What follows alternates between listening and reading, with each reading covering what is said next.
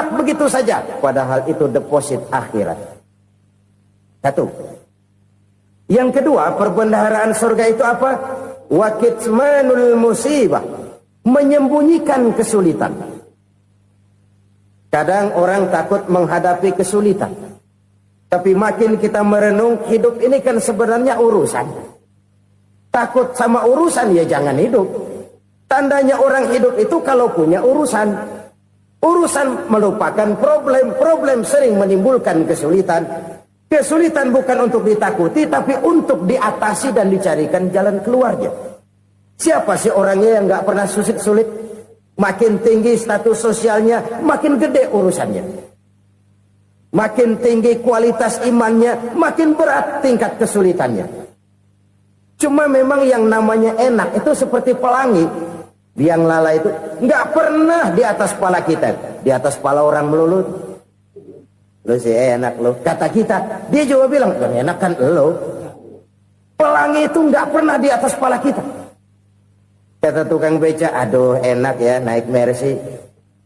Kata tukang beca, apa yang di dalam mobil Mercy? Aduh enak bener tukang beca. Di jok ngeringkuk ngorok pules bener. Saya kamar pakai AC sejuk, tempat tidur sutra, empuk, alga, spring bed, kulak kulik nggak bisa pules kalau belum minum Valium, belum tidur. Enak bener tukang beca. Di jok ngorok nggak tahu wetan kulon. Si tukang beca bilang yang di Mercy enak, yang di Mercy bilang tukang beca enak. Inilah enak. Nggak pernah di atas kepala kita. Di atas kepala orang lain melulu enak itu. Nah, saudara-saudara, yang merupakan perbendaharaan surga itu orang yang bisa menyembunyikan kesulitan. Baik pribadi ataupun rumah tangga. Nih terutama rumah tangga yang jadi soalnya. Kadang-kadang kita ini kalau senang, sebaliknya. Kalau senang kita diam. Kalem aja, cuek. Banyak banget duit kita, bawaan diam aja udah. Malah ketemu orang takut. Tapi begitu susah, sekampung tahu. Padahal Nabi mengajarkan perbendaharaan surga itu menyembunyikan musibah, menyembunyikan kesulitan. Kalau enak, cerita sama orang-orang. Kalau nggak enak, rasain sendiri, tekan sendiri, atasin sendiri. Kita kan sebaliknya. Senang kita diam, asal lagi susah, paling tidak kita nyari teman buat cerita kesusahan. Siapa orangnya yang nggak pernah susah? Cuma soalnya bagaimana kita mengatasi kesusahan itu sendiri. Begitu juga misalnya kalau orang sudah berumah tangga, itu orang tuanya harus menjadi tempat dia cerita yang enak-enak saja. Yang nggak enak rasain berdua, selesaikan berdua, atasin berdua. Jangan dibalik. Asal senang diam, giliran susah aja. Maknya laporan. Terbalik. Bisa menjaga security informasi. Maka nama bayam keluar diam. Malah seluitan. Enak amat lo makan daging ayam. Security informasi. Saudara-saudara kaum muslimin rahimakumullah. Ujian yang terberat itu yang pernah diberikan kepada para nabi, para rasul, para aulia, para ulama. Makin tinggi keimanan, makin berat bentuk kesulitan. Ayo saya kemukakan satu contoh saja. Ada seorang nabi yang kaya, nabi kaya, namanya Nabi Ayub. Iblis kalau orang begini kan keki, ibadahnya rajin, kaya. Nih yang kayak begini susah digodain. Kalau ibadahnya rajin, miskin, kali bisa disogok. Sini imannya mantap, ibadahnya rajin, kaya, nabi lagi. Oh, tapi namanya iblis nggak kurang akal. Laporan, Tuhan, kenapa Les? Ya ini bahasa saya, bahasa Qurannya sih nggak gitu. Itu hambamu yang namanya Ayub, dia rajin ibadah cuma karena dikasih kaya aja. Coba kasih miskin dia, berhenti dia sembahyang. Ah, kamu bisa aja. Saya tahu Ayub itu hambaku yang ikhlas. Saya buktiin Tuhan, silahkan. Dibuktiin lah, iblis turun ke alam ini. Yang mula-mula dia lakukan, dia rusak sawah ladang Nabi Ayub. Dia binasakan binatang ternak Nabi Ayub. Sehingga dalam waktu singkat, jatuhlah Nabi Ayub dari orang paling kaya jadi orang paling miskin. Beliau masih ibadah di mihrab dalam masjid. Datang iblis. Saudara Ayub, ya, lagi ngapain? Ibadah. Nyembah Allah, nyembah Allah.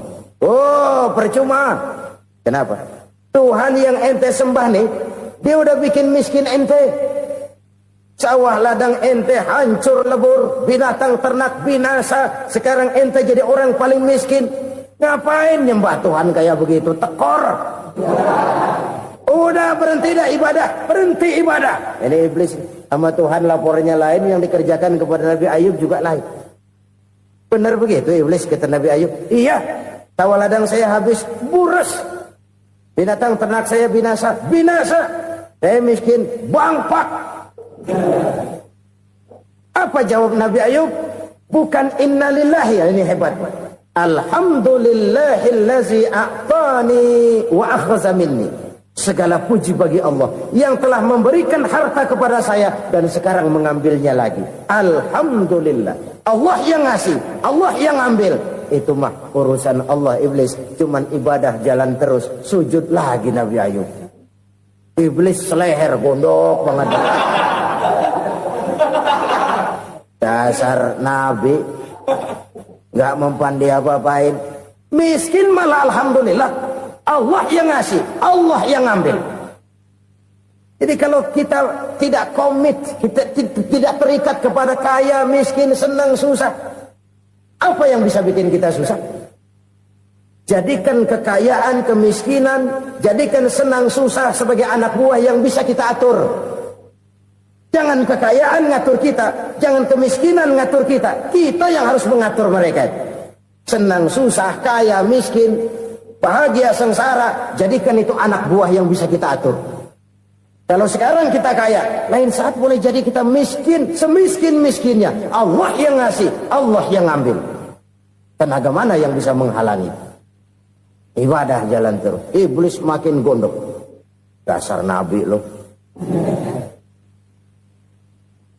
Akhirnya apa? Nabi Ayub dikerjain, diberikan penyakit. Demikian fatal penyakitnya. Bayangin, udah miskin, sakit. Masya Allah.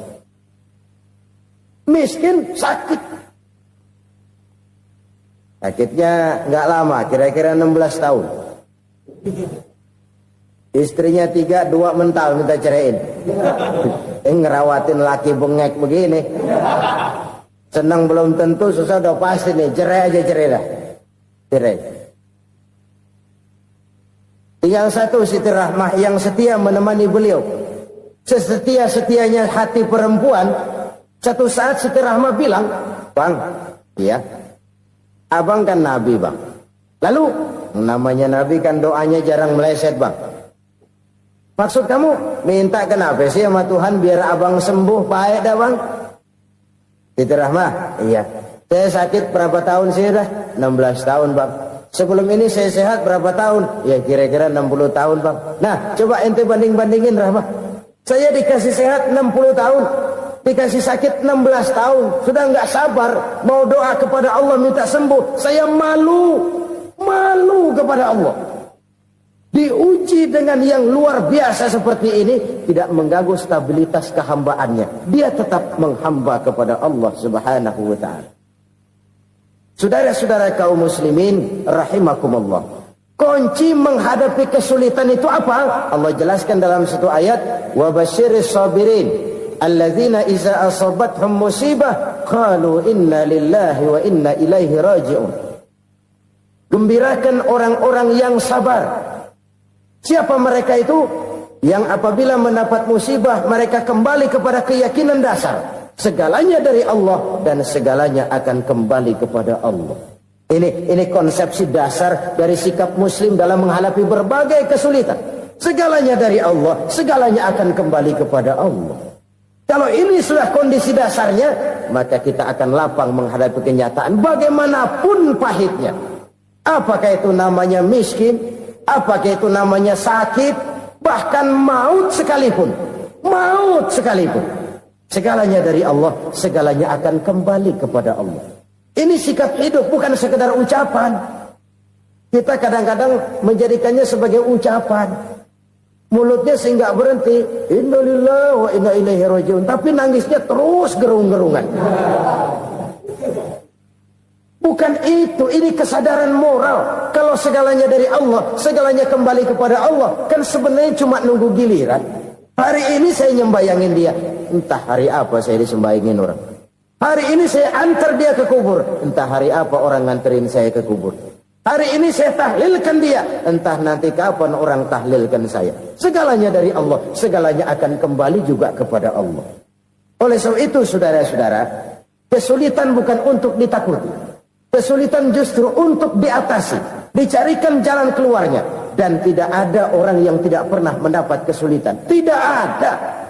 Semakin tinggi status sosial, semakin tinggi kualitas keimanan, semakin besar juga tingkat kesulitan. Hanya saja bagaimana cara kita mengatasinya. Dan Al-Quran menyatakan, inna ma'al usri yusra. Di balik kesulitan itu pasti ada kemudahan. Roda itu berputar. Karena itu Rasulullah sallallahu alaihi wasallam mengingatkan kepada kita, ta'arraf ila Allah fir raha ya'rifka fis syiddah. Ingatlah kepada Allah di waktu kamu senang, supaya Allah ingat kepada kamu di waktu kamu susah. Kalau waktu senang kita ingat kepada Allah, kita susah, Allah tidak akan meninggalkan kita. Tapi kalau waktu senang kita jauh dari Allah, sujud tidak sempat, dengan masjid jauh, ketika senang kita lupakan Allah. Nanti begitu kita susah, Allah lupakan kita. Dan itu menyakitkan. Oleh karena itu orang-orang tua kita dulu bilang, kalau lagi sehat ingat-ingat lu bakal sakit nanti. Kalau lagi kaya ingat-ingat satu saat kita bakal jatuh miskin. Bahkan kalau lagi muda ingat-ingat kita bakal tua. Dan yang terpenting, kalau lagi hidup ingat-ingat kita bakal mati. Saudara-saudara kaum muslimin rahimakumullah. Jadi yang kedua yang merupakan perbendaharaan surga, menyembunyikan musibah. Saudara-saudara kaum muslimin rahimakumullah. Hal ketiga yang merupakan perbendaharaan surga adalah wasilatur rahmi. Orang yang suka bersilaturahmi. Sebagaimana yang kita maklum bahwa manusia adalah makhluk yang disebut zon politika. Makhluk sosial yang tidak mungkin hidup sendiri-sendiri. Betapa dan siapapun kita memerlukan orang lain. Bodoh betul manusia kalau tinggal di tengah masyarakat tapi tidak mau bermasyarakat. Merasa hebat sendiri, pinter sendiri, gagah sendiri, kaya sendiri. Mungkin kalau mati juga ngubur sendiri. Jangankan kita di sini, di sorga saja Nabi Adam waktu sendirian bengong melulu, mondar mandir. Allah tegur dam sepi dam. Jadi ini kalau bahasa saya. Iya Tuhan, sepi ini nggak ada coret-coretan pisan ini. Diciptakan Siti Hawa baru anteng Nabi Adam. Itu di sorga. Cobalah. Umpamanya saudara tinggal di Jakarta nih. Kayak bener. Apaan aja di Jakarta punya saudara dah. Jembatan Semanggi ambil. Monas buntel bawa pulang. Hotel-hotel ambil semua. Cuman tinggal di Jakarta sendirian, apa enaknya? Betapa dan siapapun kita perlu orang lain. Tidak ada seorang pun yang bisa memenuhi kebutuhan hidupnya secara sendiri-sendiri. Nah, Islam telah menyelamatkan manusia dari ras diskriminasi. Mengikat manusia dengan persaudaraan yang berlandaskan kepada akidah. Karena itu dianjurkan bersilaturahmi. Bahkan Nabi menyatakan, man arada ayyubsata lahu fi rizqihi wa yunsa'a fi atharihi falyasil rahimah. Siapa yang kepengen diluaskan rezekinya dan dipanjangkan usianya, banyaklah ia bersilaturahmi.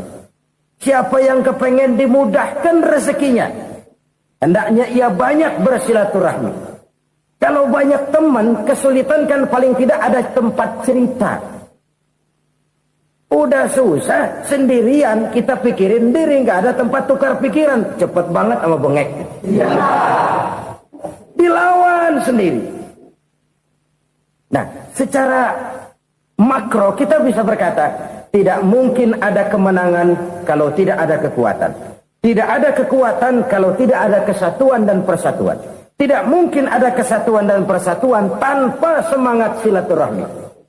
Kalau umat Islam mau menang, dia harus kuat. Kalau umat Islam mau kuat, dia harus bersatu. Kalau umat Islam mau bersatu, dia harus membudayakan silaturahmi ini.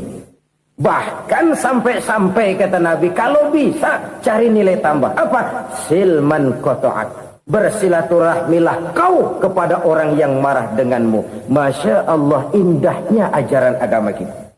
Orang yang marah pun kepada kita, kata Nabi, kalau bisa bersilaturahmilah kepadanya, kepada orang yang marah itu. Di situ nilai tambah. Cuman jujur nih hadis, ngucapinnya gampang, ngamalinnya yang berat banget. Orang marah sama kita, kita disuruh silaturahmi, ada apa malu? Lu marah, ada gue marahan lagi. Tunggu pikirin. Saudara-saudara kaum muslimin rahimakumullah. Tapi ini yang diajarkan, bahkan ini yang dicontohkan oleh baginda Rasul. Bagaimana begitu mudah, misalnya satu saat Abu Jahal ini ngatur strategi bagaimana bikin Muhammad celaka. Dia gali lubang di depan tempat tidurnya. Dia tutupin daun korma. Terus dia panggil seseorang, ke sini. Kasih tahu Muhammad, pamannya sakit keras, minta ditengokin. Berangkat orang ini ke sana. Muhammad, labbaik. Pamanmu sakit keras, dia minta ditengokin. Baik, saya akan datang menjenguk beliau. Berangkatlah Nabi ke rumah Abu Jahal tanpa prasangka apapun.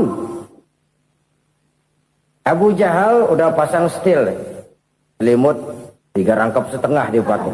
Persis kayak orang meriang. Tapi sembari ngintip dari balik selimut. Begitu Muhammad buka pintu, nah, masuk perangkap nih. Muhammad jalan menuju tempat pembaringan. Makin lama makin dekat, makin lama makin dekat. Makin dekat ke lubang yang dipasang oleh Abu Jahal itu. Dalam hati Abu Jahal, terus dah jatuh, mampus dah lo ini. Mampus lo hari ini nih. Apa yang terjadi? Malaikat Jibril datang. Muhammad, pamanmu cuma pura-pura sakit. Di depan tempat tidurnya ada lubang perangkap supaya kamu jatuh ke situ. Sudah, kamu pulang. Balik kanan Nabi. Sudah hampir jatuh ke lubang, balik kanan, pulang. Bayangin kecewanya Abu Jahal. Muhammad dikit lagi, Muhammad dikit lagi. Enggak, paman, saya pulang aja. Emosi bangun dari tempat tidur, enggak sadar kalau lagi pura-pura sakit.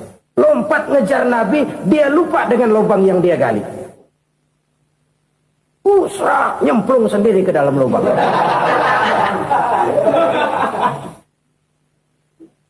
Nabi terus berlalu. Ini terjadi keanehan. Jatuh ke lubang yang dia gali itu sebenarnya nggak terlalu dalam ya. Antara 3-4 meteran lah. Tolong saya jatuh ke lubang ini. Datanglah pelayan-pelayannya itu. Angkat saya dari sini. Oh, yang ngulurin tambang. Satu gulung, belum juga nyampe itu tambah. Kurang, beli lagi ke warung. Sambung, ulur lagi, nggak juga bisa sampai. Wah, ini kerjaan Muhammad ini. Tolong, siapa salah seorang kamu ke rumah Muhammad? Kasih tahu, encangnya kecebur. Minta ditolongin. Sampaikan kepada Rasul. Kenapa? Pamanmu jatuh ke lubang, Muhammad minta tolong diangkatin. Tambang udah nyambung-nyambung nggak nyampe juga. Ya, nanti saya datang, saya tolong. Coba. Nyata-nyata orang berniat jahat mau mencelakakan dia. Datang dia menolong. Ini yang disebut air tuba dibalas air susu ya ini. Bukan sebaliknya. Air tuba dibalas air susu. Paman, kecebur ya? Iya Muhammad, tolong ini. Pegang tangan saya. Nabi ulurkan tangannya, nyampe, dipegang oleh Abu Jahal, diangkat ke atas. Sampai atas, apa kata Abu Jahal? Sihirmu memang hebat Muhammad. Udah ditolongin dikata sihir. Yang enak kita kemplang kan itu orang begitu. Urusan apa? Tapi inilah akhlak. Kalau bisa kamu bersilaturahmilah dengan orang yang marah kepadamu sekalipun. Orang marah kita tetap baik. So, kalau kita berbuat baik sama orang yang memang baik, rasanya sih biasa-biasa aja. Orang baik kita baik lagi, ya draw aja, belum ada nilai tambah di situ. Baru ada nilai tambah kalau kita bisa berbuat baik kepada orang yang nyakitin kita. Itu namanya kita setingkat di atas dia. Dia sakitin kita, kita berbuat baik sama dia. Dia pelit sama kita baik sama dia. Dia marahin kita deketin dia. Di situ kita punya nilai tambah. Jadi siapa yang ingin diluaskan rezekinya, kata Nabi, dan dipanjangkan umurnya, hendaklah ia banyak-banyak bersilaturahmi. Sederhana sebenarnya silaturahmi, tapi silaturahmi membangkitkan semangat kesatuan dan persatuan. Kesatuan dan persatuan melahirkan kekuatan. Dalam matematika 1 ditambah 1 pasti 2. Tapi di tengah masyarakat, 1 orang takut ditambah 1 orang takut, hasilnya jadi 2 orang setengah berani. Kenapa setengah berani? Karena udah berdua. Tadi pan takut sendirian. Kalau dia kumpul turu-turu takut lah jadi berani. Kita yang lemah, kita yang tidak berdaya, kita yang miskin, kalau mau kompak bersatu, apa yang nggak bisa kita kerjain? Apalagi tinggal di kota besar, pilihan cuma 2. Bertahan atau minggir. Bertahan atau minggir. Untuk bisa bertahan harus mampu bersaing. Untuk mampu bersaing harus punya keahlian. Keahlian harus ditunjang dengan pendidikan, ditambah oleh kekompakan sebagai umat. Udah miskin mencar mulu, orang injek gitu. Orang nggak pandang urusan apa yang malu. Oleh karena itu, silaturahmi pada hakikatnya merupakan roh dari ukhuwah yang diajarkan oleh agama kita. Bagaimana Islam menyelamatkan masyarakat manusia dari ras diskriminasi, mengikat manusia, dan tidak ada persaudaraan yang lebih indah selain persaudaraan yang diikat dengan nilai-nilai akidah. Sepanjang orang di jalan Allah, itulah saudara kita.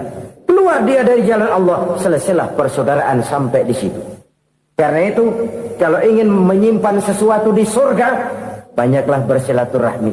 Datang ke rumah ini, datang ke rumah itu, dan lain sebagainya. Itu simpanan kita di akhirat nanti. Ini yang ketiga.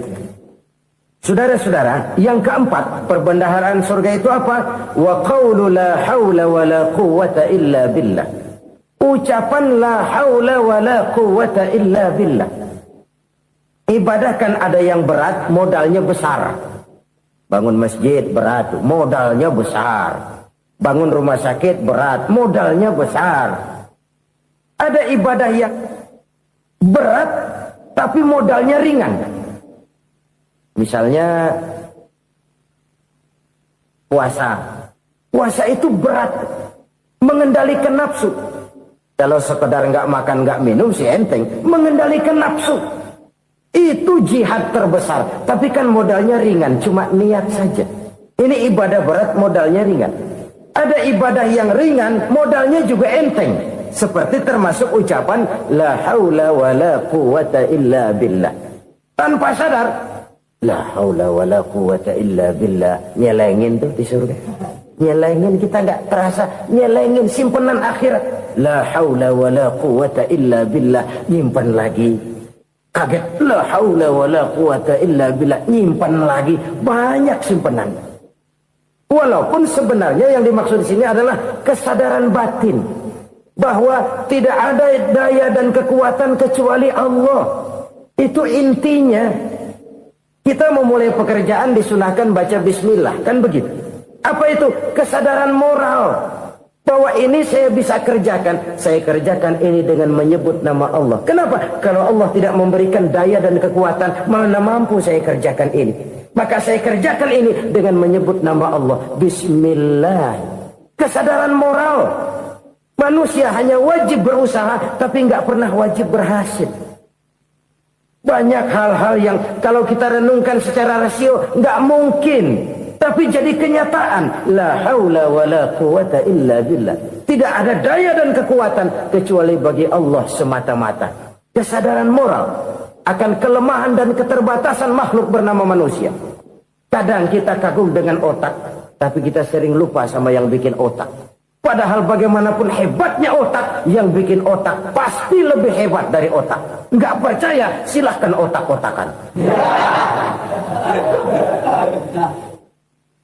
Inilah kecenderungan. Kita kagum dengan pesawat-pesawat mutakhir, bukan main, besi gede banget terbang itu. Alangkah hebatnya. Lalu apa yang bikin otak tidak lebih hebat dari itu semua? Kita puji laut, apa yang bikin laut tidak lebih hebat dari laut itu? La haula wa la quwata illa billah. Tidak ada daya dan kekuatan kecuali Allah. Apa yang bisa kita lakukan kalau tidak karena daya dan kemampuan yang diberikan oleh Allah kepada kita? Lahirlah sikap tawadu, rendah hati, tidak melonjak menjadi angkuh dan sombong, sadar akan kelemahan dan keterbatasan diri. Sebagai makhluk yang diciptakan oleh Allah Subhanahu wa ta'ala. Jadi satu sisi ini ucapan yang berpahala, la haula, jadi wiridan. Pada sisi lain ini kesadaran moral, sikap mental, kesadaran batin, bahwa yang punya daya dan kekuatan itu cuma Allah. Kita nggak pantas untuk sombong, sebab sombong itu pakaiannya Allah. Kita nggak sedang pakai pakaian Allah, kegedean. Dan makin kita renungi, makin terbentur. Apa sih yang bisa kita sombongin?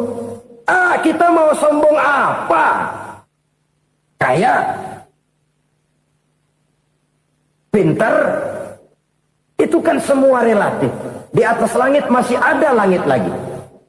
Jadi oleh karenanya, marilah kita menyadari. Manusia hanya wajib berusaha, tapi tidak pernah wajib berhasil. Yang berusaha saja tidak wajib berhasil, apalagi yang tidak berusaha. Islam bukan agama orang pemalas yang selesai sholat lalu endelohom, enggelenggem ayem-ayem. Tapi Islam bukan agama orang sombong yang setelah berusaha lalu tidak memerlukan Allah. Kita bisa saja bikin proyeksi, tahun sekian kita bakal panen besar menurut perhitungan otak. Tapi ada kejadian lain. Apa? Tikus ngambek. Habis itu dimakanin tikus, panen gagal. Proyeksi rasional gagal oleh tikus-tikus yang ngambek itu. Bisa saja terjadi. Tahun depan kita panen besar, urung. Kenapa? Musim panas panjang. Dan sekarang ini koran-koran bikin berita musim mengalami penyelewengan. Bukan cuma manusia yang nyeleweng sekarang. Musim pakai nyeleweng. Mestinya kan musim hujan udah selesai. Masih hujan-hujan juga. Musim. Nah sekarang kita boleh bikin proyeksi. Kita bakal panen besar. Tahu-tahu musim panas panjang. Sawah retak, air kering. Cari teknokrat yang paling botak. Suruh pendekin tuh musim panas. La haula wa la quwata illa billah. Inilah kesadaran moral. Saudara, saya teringat satu saat ada seorang konglomerat. Umurnya ya kira-kira 70-an. Satu saat dia ditanya oleh wartawan, "Pak, umur Bapak berapa sih?" "Ya paling 10 tahun." 10 tahun? 10 tahun? Anak Bapak berapa orang? Aduh. Satu saja? Satu. Harta Bapak berapa? Ya paling-paling bangsa 7 juta kali. 7 juta? Iya. Pak, kenapa Bapak bohongi saya? Bapak punya buku biografi. Koran-koran, majalah-majalah banyak memuat cerita riwayat hidup Bapak. Saya tahu umur Bapak 70. Kenapa bilang cuma 7 tahun? Saya tahu anak Bapak 8. Kenapa cuma bilang 1? Saya tahu harta Bapak miliaran, mungkin triliunan. Pabrik di mana-mana, bank di mana-mana. Kenapa bilang uang Bapak cuma 7 juta? Nah, kata si konglomerat tadi, kamu benar, nak, kamu benar. Umur saya kalau jumlahnya memang 70, nak. Cuman ingat-ingat saya, baru 7 tahun terakhir ini saya sujud.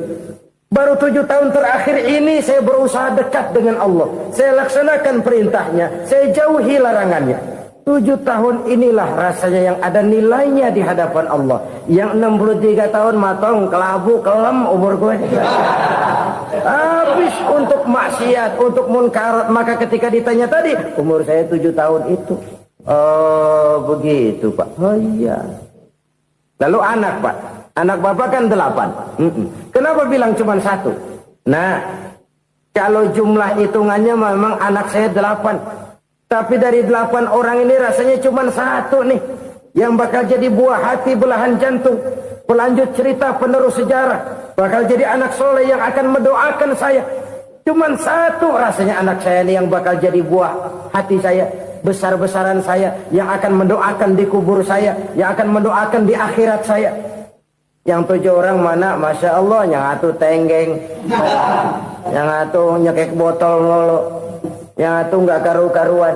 Makanya saya bilang 1 anak saya yang akan bisa mendoakan saya. Oh begitu Pak. Iya. Nah harta Pak. Harta Bapak kan triliunan. Pabrik Bapak di mana-mana. Uang Bapak hampir di tiap bank-bank besar. Kenapa bilang cuma 7 juta? Betul kau nak. Harta saya kalau jumlahnya memang miliaran, triliunan mungkin. Tapi yang saya ingat baru 7 juta tuh yang saya belanjakan di jalan Allah.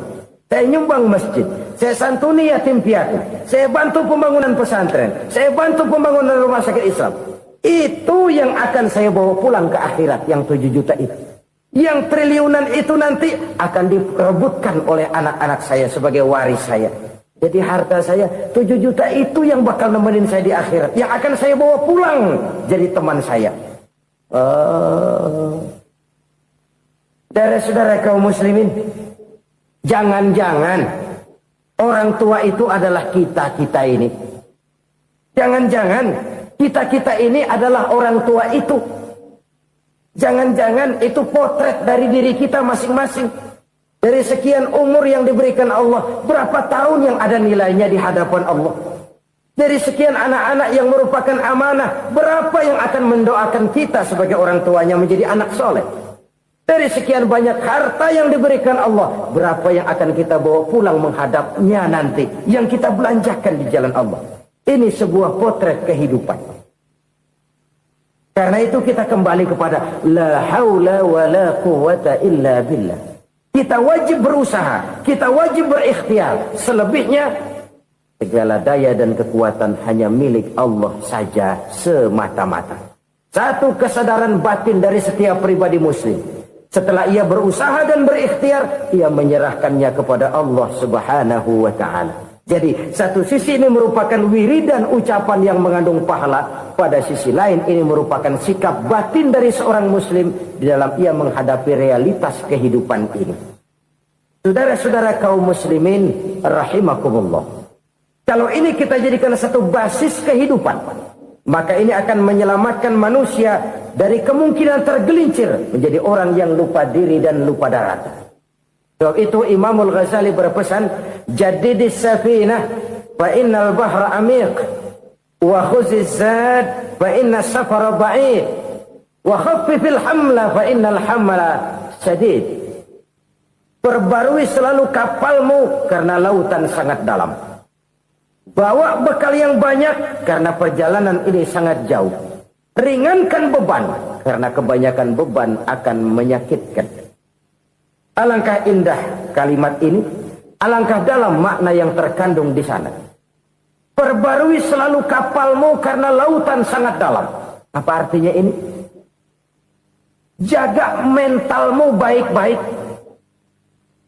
Pelihara imanmu baik-baik karena hidup penuh cobaan seperti lautan.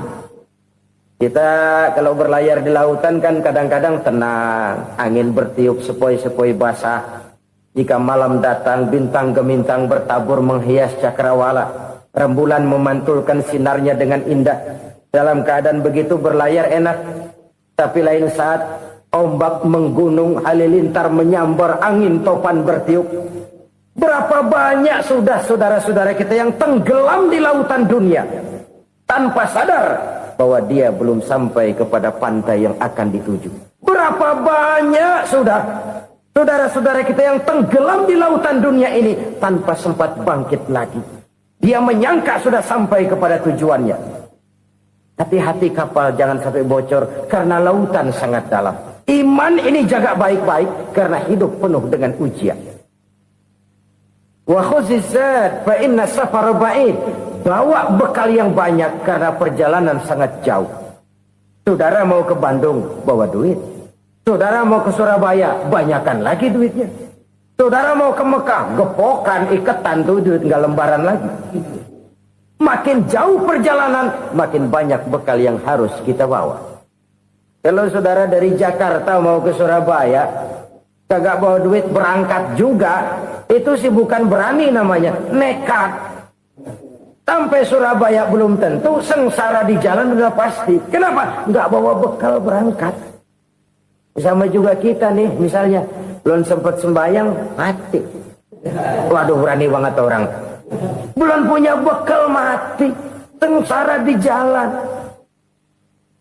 Atau bekal tidak cukup.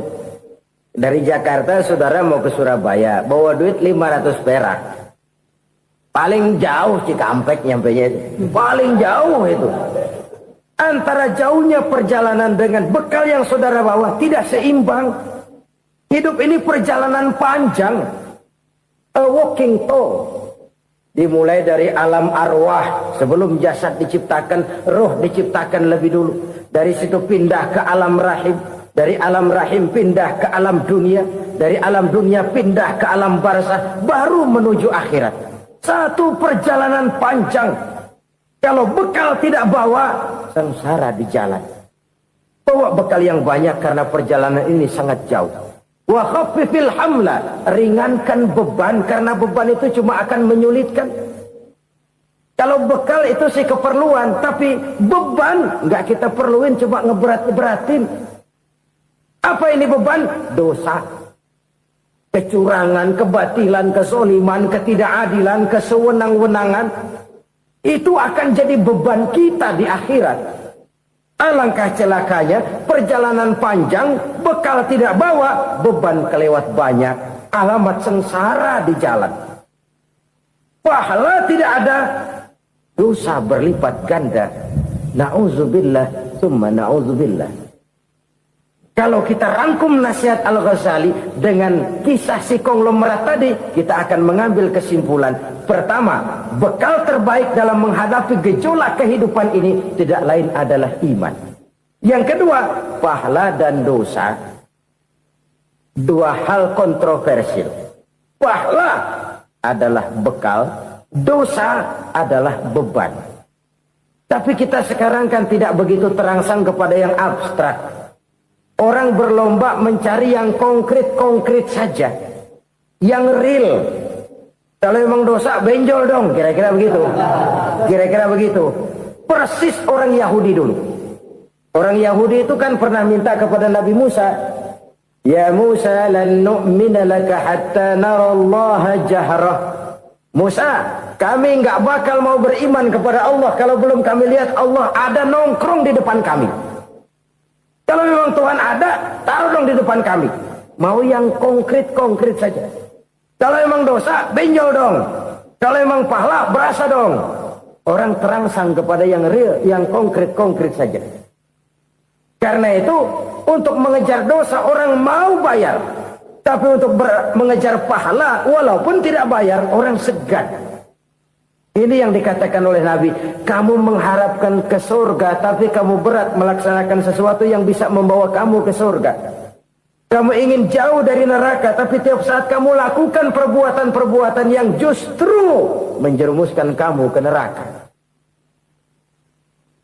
Idda'aitum an-najata minan nar wa ramaitum fiha anfusakum. Kamu ingin selamat dari neraka, tapi kamu lemparkan diri kamu ke neraka. Kamu ingin masuk surga, tapi berat sekali kamu melakukan perbuatan-perbuatan yang bisa menyampaikan kamu di surga. Saudara-saudara kaum muslimin, rahimakumullah.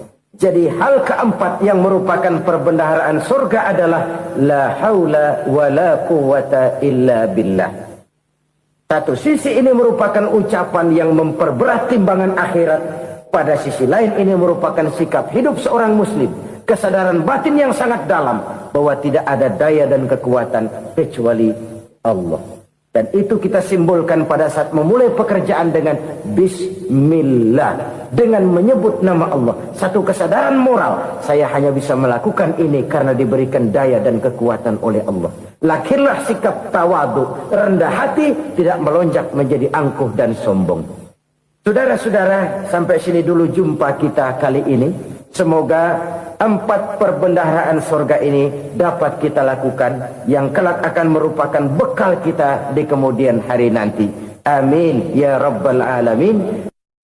Bapak-bapak, ibu-ibu, saudara-saudara kaum muslimin rahimakumullah.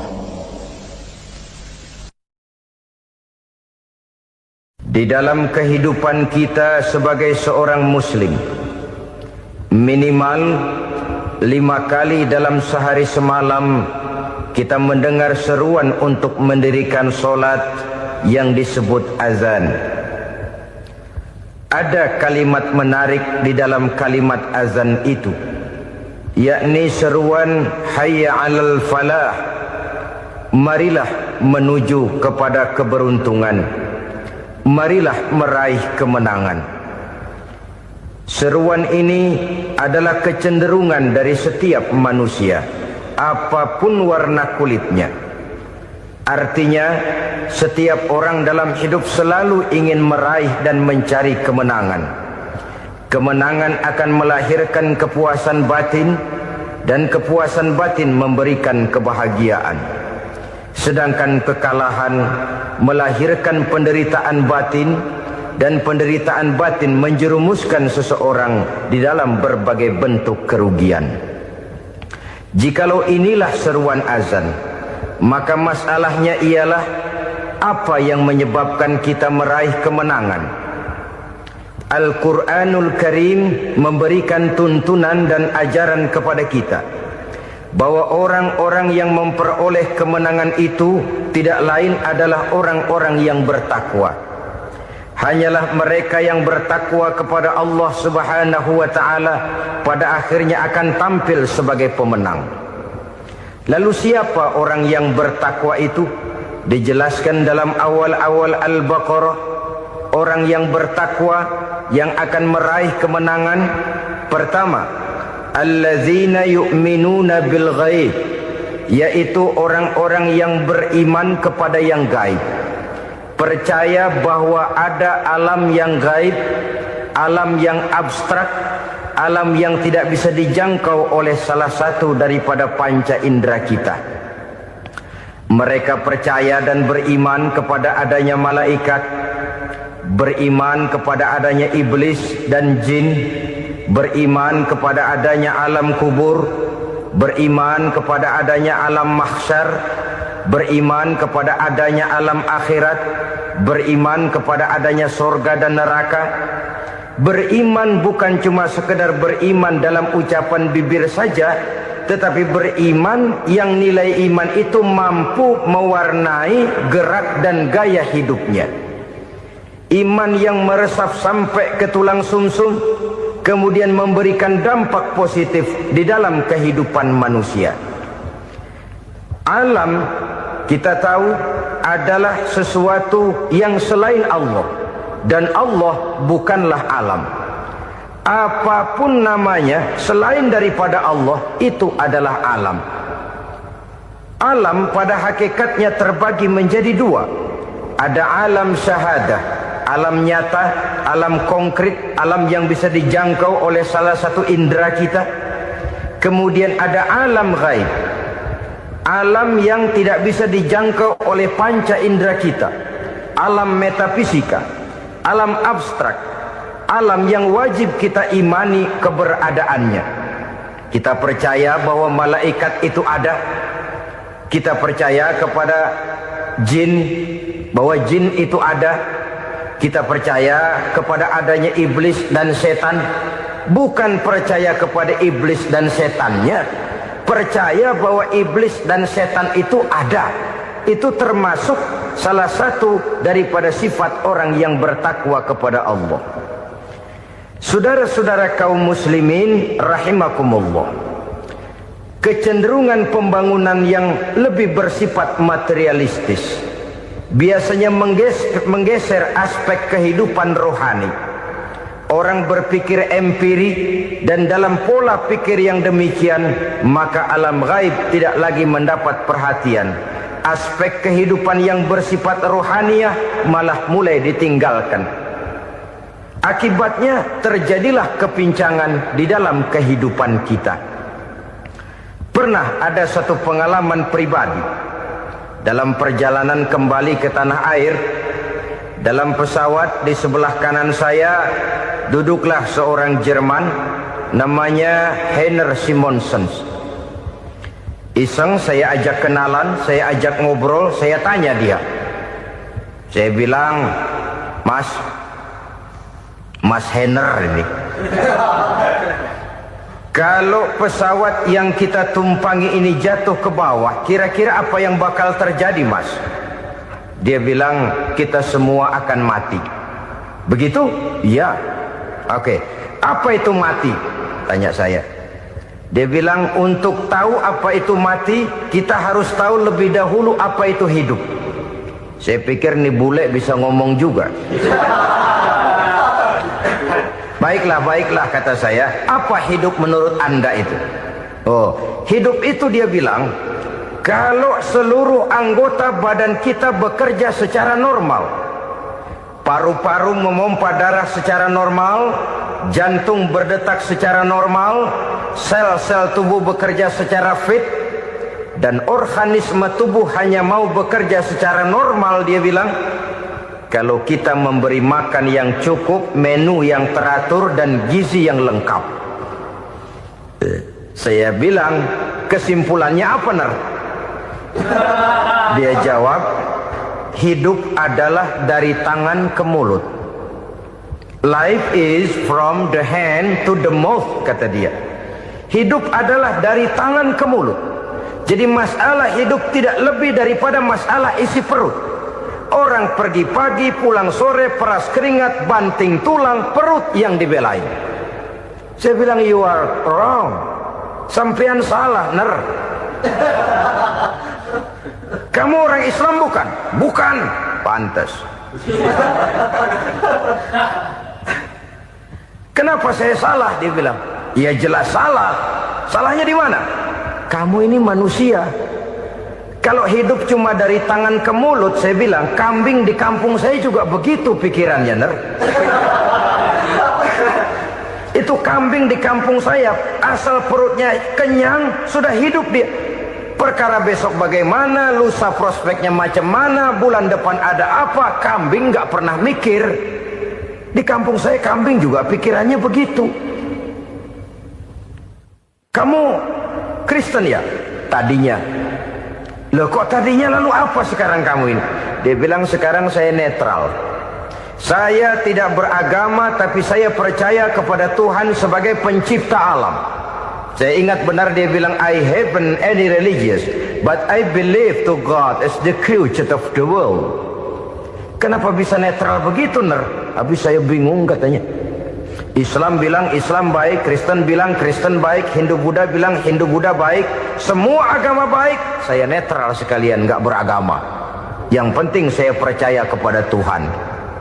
Saya bilang, Ner, kamu ini kayak orang mau beli celana. Lalu bingung. Yang satu bilang Levi's bagus, yang satu bilang Blue Jean hebat, yang satu bilang Wool England hebat. Celana ini hebat, celana itu bagus, celana ini hebat. Semua celana bagus, kamu bingung. Akhirnya netral, tidak pakai celana. Itu juga salah.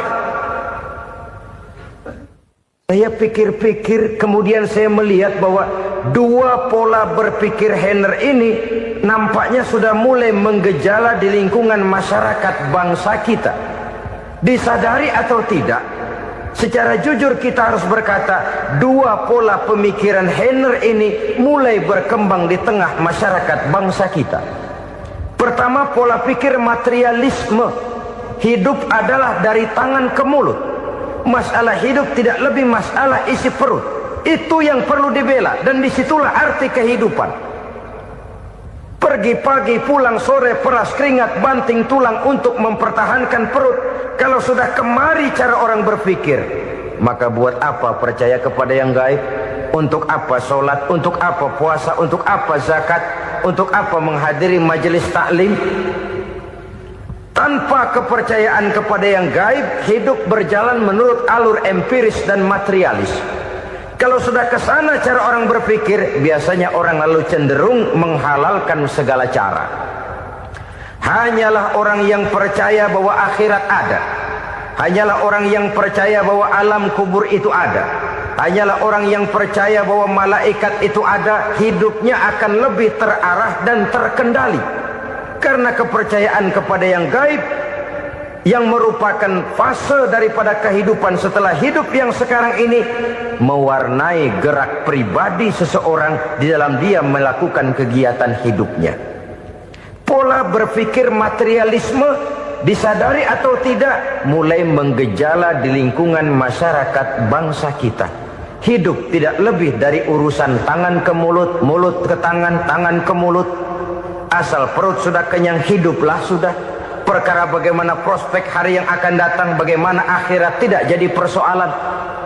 Ini yang oleh Nabi diperingatkan, ad-dunya sijnul mu'min wa jannatul kafir. Dunia adalah penjara bagi orang beriman dan surga bagi orang kafir. Dulu di zaman Belanda hadis ini pernah disalah tafsirkan, disalah artikan, digunakan sebagai senjata untuk mengkebiri dan membuat impoten umat Islam. Sudahlah umat Islam gak usah macam-macam, kata Belanda. Dunia ini kan penjara buat orang Islam, surga buat orang kafir. Di penjara jangan bertingkah.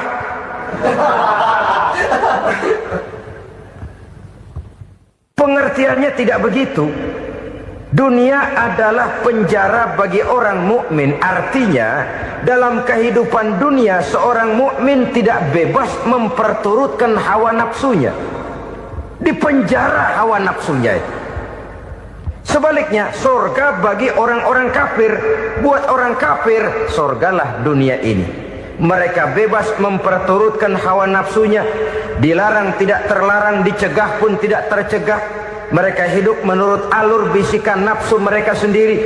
Kemudian bila ajal datang, maut merenggut nyawa, selesailah surganya sampai di situ. Maka bagi orang-orang yang tidak percaya kepada adanya akhirat, kepada adanya alam gaib, surganya sebatas umurnya. Sekali lagi, surganya sebatas umurnya. Bila umur selesai, ajal pun datang merenggut nyawa, selesailah sudah surganya sampai di situ. Alangkah pendeknya perjalanan orang-orang yang tidak percaya kepada alam gaib ini. Bagi kita mukmin, jikalau kita mampu memenjarakan hawa nafsu, kita bisa bahagia di dunia ini. Dan Islam memang tidak menyuruh kita sengsara di dunia. Raih dunia, kejar dunia, gapai dunia sebagai alat untuk mencapai kebahagiaan di akhirat nanti. Hidup adalah satu perjalanan panjang yang terbentang sejak kita terlahir dari alam rahim sampai kepada alam akhirat nanti. Andai kata kita gagal meraih kebahagiaan di dunia, toh kita masih punya akhirat. Tapi jangan jadi dalil yang melemahkan semangat. Biarin dah kita di dunia kebelangsak, yang penting akhirat. Akhirnya dunia benar-benar kebelangsak. Bagaimana dunia ini bisa kita raih? Dan bagaimana meraih dunia untuk menunjang kepentingan akhirat nanti? Yang kedua, dari pikiran Heiner yang saya lihat menggejala di lingkungan masyarakat bangsa kita, timbulnya manusia-manusia netral. Seolah-olah Tuhan yes, agama no. Sama Tuhan percaya, agama ogah. Tuhan ngangguk, giliran agama godeng. Padahal hampir dalam setiap ayat dalam Quran, kata-kata amanu biasanya bergandeng dengan wa amilus sholihat. Iman dan amal soleh. Ini sebagai isyarat Tuhan dan agama jangan pernah dipisah-pisah. Apabila kita bertuhan, maka kita harus beragama. Apabila kita beragama, maka agama itu harus bersumberkan dari Tuhan yang kita imani itu. Tidak mungkin kita pisah, Tuhan yes, agama no. sama Tuhan percaya tapi agama bikin sendiri. Sembayangnya cukup bengong 2 jam madep ngulon.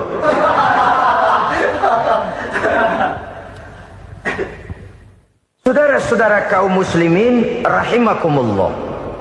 Jadi dengan demikian, agama yang kita akui merupakan unsur mutlak di dalam pembangunan sekarang ini, merupakan bagian dari kehidupan yang menuntun kita bahwa di balik alam nyata ini, di balik alam syahadah ini ada alam gaib. Dan mudabbir, murabbi, yang mengatur, yang menguasai, yang memelihara baik dia alam nyata, baik dia alam gaib, tidak lain adalah Allah Subhanahu wa ta'ala. Di sana ada satu super power, satu maha kekuatan yang kita perlu bersandar kepadanya. Sebagai makhluk nyata yang hidup di alam nyata, berbuatlah secara nyata sebagaimana harusnya kita berbuat. Karena Islam jelas bukan agamanya orang pemalas. Islam jelas bukan agamanya orang yang mengajarkan setelah selesai sholat boleh duduk, nggelenggem ayam-ayam, ndelohom, menghitung bintang di langit sambil menunggu keajaiban. Tidak. Islam adalah agama yang mengajarkan apabila sholat sudah selesai kamu kerjakan, bertebaranlah di permukaan bumi, cari karunia Tuhanmu. Jangan hidup berpangku tangan menunggu keajaiban. Karena hidup bukan undian. Jangan berharap untung besar tanpa mau peras keringat. Tapi di sebalik itu toh kita juga harus yakin bahwa di sisi usaha nyata yang kita lakukan ada satu super power, satu maha kekuatan gaib yang menentukan berhasil dan tidaknya usaha kita. Kepercayaan kepada hal semacam inilah yang mendorong kita untuk mempunyai sandaran vertikal, agar jikalau usaha ini berhasil kita tidak lupa diri dan lupa daratan. Jikalau usaha ini gagal kita tidak putus asa dan buruk sangka, tidak cupik pandangan dan sempit hati, tapi mampu melihat persoalan dengan kacamata putih sambil husnuzon kepada Allah Subhanahu wa ta'ala. Kita percaya malaikat itu ada. Ada yang namanya raqib dan atid, mengawasi gerak hidup kita sampai kepada gerak hati kita. Ini memberikan sugesti agar kita berhati-hati. Tidak sejengkal tanah pun kita bisa berlindung dari pengawasan raqib dan atid. Ada munkar nakir yang akan menyoal kita di alam kubur. Ada malaikat Malik, penjaga neraka. Ada malaikat Ridwan yang menjaga surga. Kita percaya kepada adanya jin. Kita percaya kepada adanya setan, iblis. Percaya kepada adanya, bukan mempercayai si setan, si iblis lalu menjadikannya sebagai teman. Tidak. Percaya bahwa mereka itu ada dan merupakan makhluk Allah yang gaib, yang diciptakan Allah Azza wa Jalla. Kepercayaan kepada alam gaib memberikan motivasi terhadap gerak lahir manusia, sehingga dengan motivasi kepercayaan kepada yang gaib, gerak lahir jadi lebih terarah, jadi lebih terpelihara. Pernah seseorang bertanya, "Pak, apakah adanya akhirat bisa dibuktikan secara ilmiah?" Saya bilang tidak bisa, tidak bisa. Kenapa? Karena yang berangkat nggak pernah pulang kemari lagi. Kalau dia pulang kemari bisa kita tanya bagaimana enak di sono. Cuma secara moral saya katakan, lebih beruntung orang yang percaya kepada akhirat daripada yang tidak. Sekarang saudara percaya akhirat ada, lalu saudara baik-baik di dunia, sholat, puasa, zakat, menolong orang lain, menebarkan kebajikan. Saudara mati, andai kata akhirat tidak ada, toh dalam hidup saudara sudah berbuat baik. Paling tidak nama saudara akan dikenang sebagai orang baik. Sebaliknya, saudara percaya, kata saya, bahwa akhirat tidak ada, lalu hidup semau-maunya, tenggelam dalam maksiat dan munkarat, menentang Allah, tidak mau ruku dan sujud. Lalu saudara mati, kemudian akhirat ada. Ayo, mau apa? Bekal tidak punya. Jadi secara moral lebih beruntung orang yang percaya kepada adanya akhirat daripada yang tidak percaya. Dan itu alam gaib yang tidak bisa dibuktikan secara eksakt. Jangankan untuk membuktikan seperti itu, dalam kehidupan sehari-hari saja yang kita rasakan tidak selalu berbentuk toh. Angin, bagaimana sih bentuknya angin? Kita tidak tahu. Merah, buktinya kalau dikerok merah. Yang merah itu kulit, yang kulit kita bukan anginnya. Sakit, rasa sakit itu ada, tapi bagaimana bentuk sakit? Kita nggak pernah tahu. Kalau kita makan cabai pedas, bagaimana bentuk pedas itu tidak ada, tapi rasa ada. Bentuk pedas hijau, cabenya bukan pedasnya. Tidak semua yang kita rasakan bisa kita gambarkan dalam bentuk yang konkret. Oleh karena itu, sekali lagi bahwa kepercayaan kepada alam yang gaib mampu memberikan satu sugesti yang menata kehidupan seseorang lebih lurus, lebih terarah, dan lebih terkendali. Maka wajar kalau kepercayaan kepada yang gaib mengantarkan seseorang untuk meraih kemenangan. Kenapa? Dia percaya kepada yang gaib, bahwa akhirat ada, bahwa alam kubur ada, bahwa pertanggungan jawab itu ada. Maka dia lalu tidak hidup saenae udele dewe, itu loh. Tidak hidup menurut seleranya sendiri, terarah, teratur. Ini cirinya yang pertama. Orang bertakwa yang akan meraih kemenangan, mereka beriman, mereka percaya kepada yang gaib. Bahkan hal-hal konkret saja selalu berangkat dari yang gaib. Saudara-saudara, para remaja, para pemuda sekarang ini tidak pernah tahu toh siapa yang akan jadi teman hidup saudara. Kita bisa saja ngerancang, mentargetkan, tapi toh akhirnya yang namanya jodoh bukan kekuasaan kita. Rezeki di luar kemampuan kita. Begitu juga ajal. Maut, jodoh, ajal adalah contoh-contoh konkret bahwa pada akhirnya yang gaiblah yang menentukan. Bertahun-tahun ngelancong, emang jodoh seret, nggak jadi.